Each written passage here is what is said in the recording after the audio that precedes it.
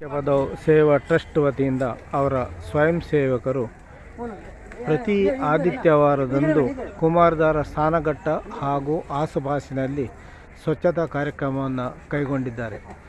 ಅವರು ಕೈಗೊಳ್ಳುವಂಥ ಈ ಕಾರ್ಯದಿಂದ ಈ ಪರಿಸರ ಇಂದು ಸ್ವಚ್ಛವಾಗಿದ್ದರೆ ನಾಳೆಯಿಂದ ಮತ್ತೆ ಈ ಭಕ್ತಾದಿಗಳು ಹಾಗೂ ಇನ್ನಿತರರು ಎಲ್ಲೇ ಇಲ್ಲದೆ ಕಸವನ್ನು ಬಿಸಾಕುತ್ತಿರುವುದು ಕಂಡುಬಂದಿದೆ. ಆದರೂ ಛಲಬಿಡದ ಎಡೆಬಿಡದ ರವಿ ಕಕ್ಕೆಬದವರು ಪ್ರತಿ ಆದಿತ್ಯವಾರ ಈ ಒಂದು ಸ್ವಚ್ಛತಾ ಕಾರ್ಯಕ್ರಮವನ್ನು ನಿರಂತರವಾಗಿ ಸುಬ್ರಹ್ಮಣ್ಯಲ್ಲಿ ಮಾಡುತ್ತಾ ಬಂದಿದ್ದಾರೆ. ಇದರಿಂದಾಗಿ ಇವತ್ತು ಸ್ನಾನಘಟ್ಟ ಹಾಗೂ ಆಸುಪಾಸಿನಲ್ಲಿ ನಾವು ಸ್ವಚ್ಛತೆಯನ್ನು ಕಾಣಬಹುದಾಗಿದೆ.